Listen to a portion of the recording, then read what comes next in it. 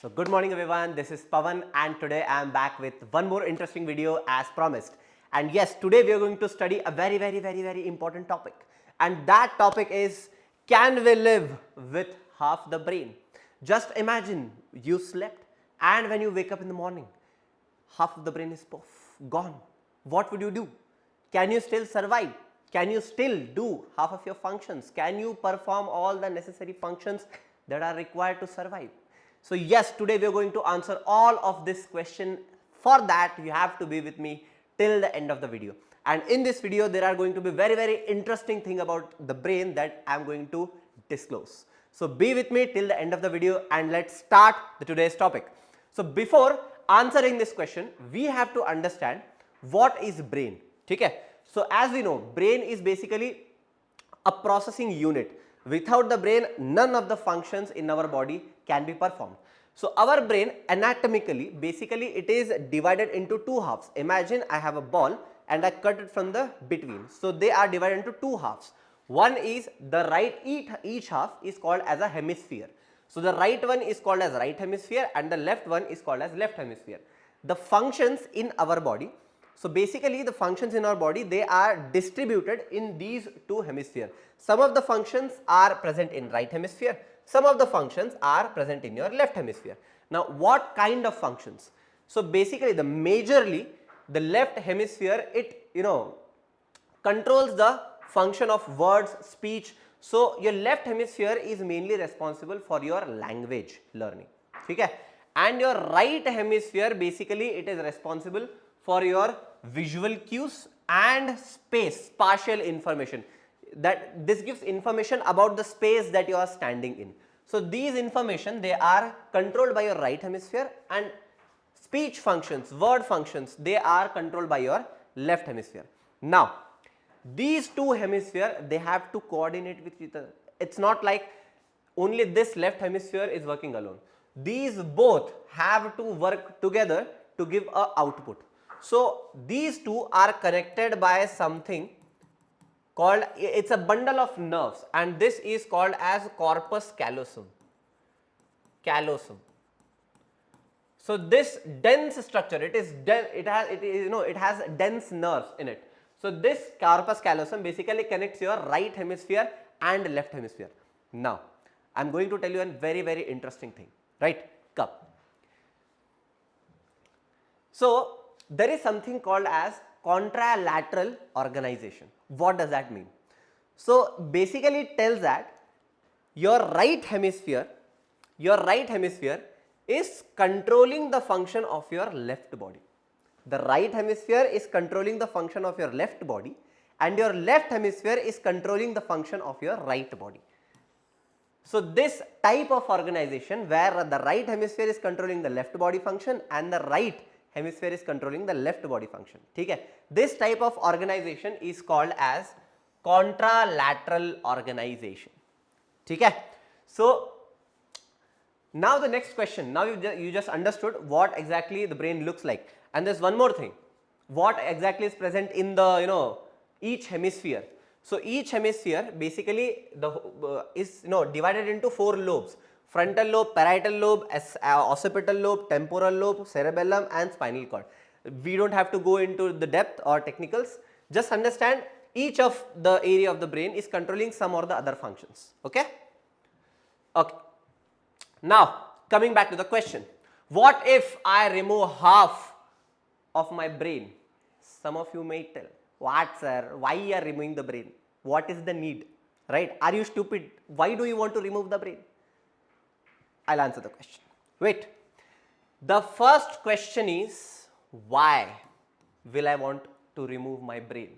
Is it necessary to remove my brain?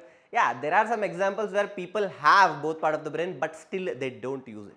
Right? But this is the case of necessity. Sometimes removing half of the brain becomes a necessity for the individual to survive. If he does not do that, he might not be able to survive. Right? So now let's see what are the cases. Why exactly do we have to remove the brain? Why have we come to this topic today? Now there is something called as Rasmussen's encephalitis. Okay? So this is a condition of inflammatory neurological disorder. So what is inflammatory neurological disorder? So basically imagine it like in your brain there is some inflammation in the part of that hemisphere. Okay. So this is, in this disorder what happens? It's a progressive brain disease and it causes intractable seizures. Now what is intractable seizures? So intractable is uncontrollable. You cannot control the seizures. Now first you have to understand what is seizures. If you do not understand the intensity of what seizure is, you might never comprehend why we remove, why it becomes a necessity to remove the half of brain, right? So what exactly is a seizure? Seizure is nothing but a sudden burst of electrical activity in our brain. So imagine it like I have just given you a electric shock, okay? A very high voltage, okay? I just given you an electric shock and you just experience that shock throughout your body and then I retracted it, okay?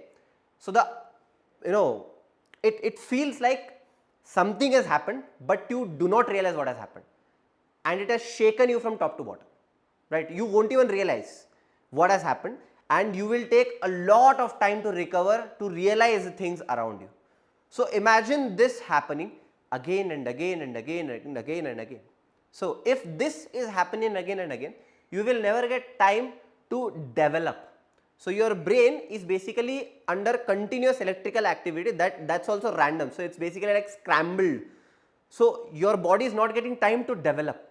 So this seizures basically, when they happen, they shake up the whole body and when it recovers again, if again you put up the seizures happens again, the body is not getting time to recover, right? So imagine in this, basically in this type of condition, Remerson's encephalitis, what happens is in one part of the hemisphere is causing this seizure continuously.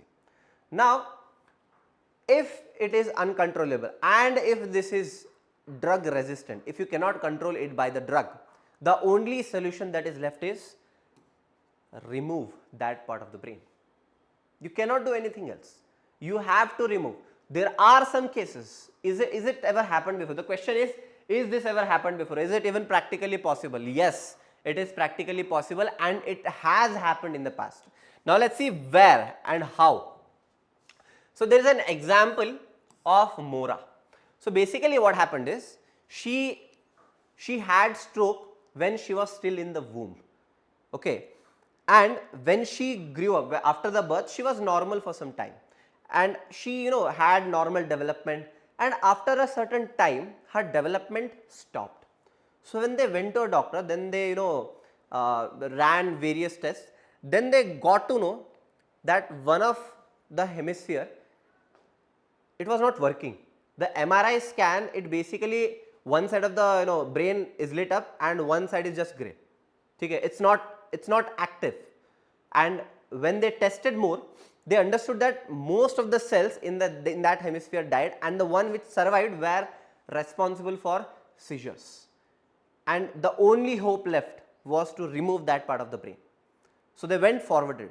So this was at a very young age. So they removed that one part of the brain, and after removing it, it was the left hemisphere. So left hemisphere, as we know, controls the speech and language. So they removed half of the brain and only half of the brain was remained.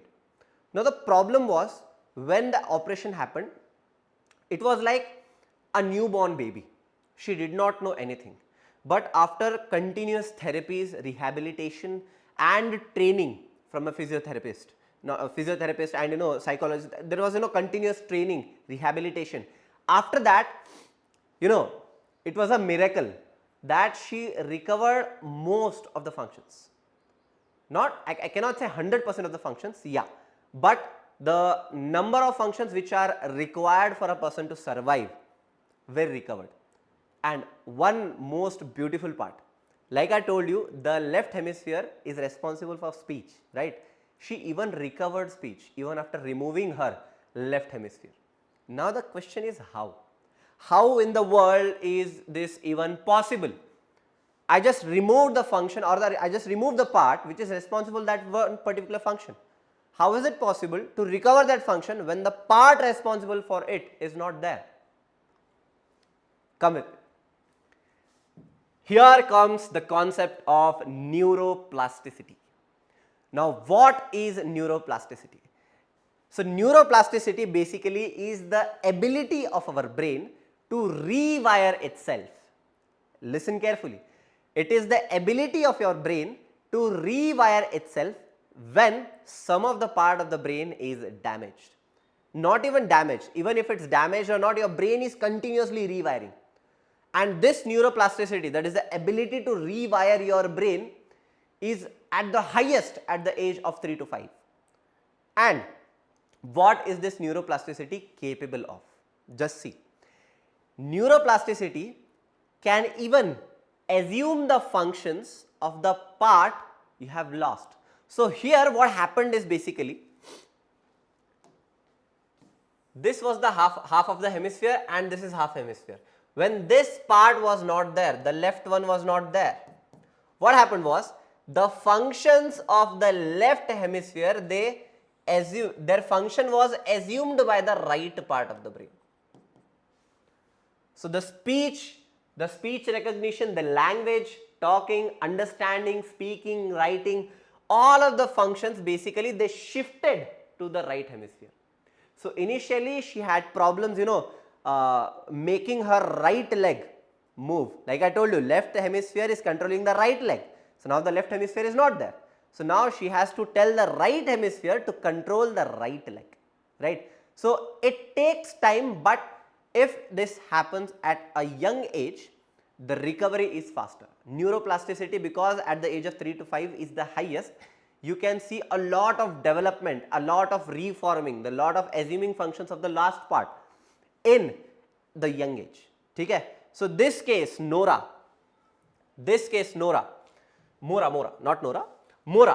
she basically recovered.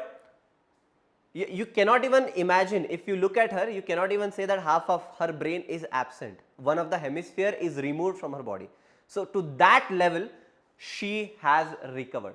So, yes, the answer is you can live with half of the brain. So, after looking such patients and stories and examples, it basically wonders us. Nature, it never ceases to amaze us. There is a lot to our brain, there is lot of capacity, there is lot of capabilities in our brain which we cannot even comprehend. So, there is lot present than meets the eye. Some of the neuroscientists basically say, what they say is about this particular case, that our brain has lots of part and lots of neurons which are kept as a safety system for emergencies. So, when some, like this emergency, when some part of the brain is not present or damaged, the backup, the safety systems, they take on their functions. So, there is lot of part in our brain that is not working, which comes into work when some of the brain is not present or damaged or something has happened, right. So, see, this basically opens our eyes to more capabilities that our brain can do. So, yes, the answer for today's question is you can live with half of the brain, and this is the end of today's lecture. And we will be back with one more interesting video in our next lecture. Be with us, like and comment whatever. If you want to understand a new video, or you have anything in your brain, you can just leave it in the comment and it may be your next video. So, till then, bye bye.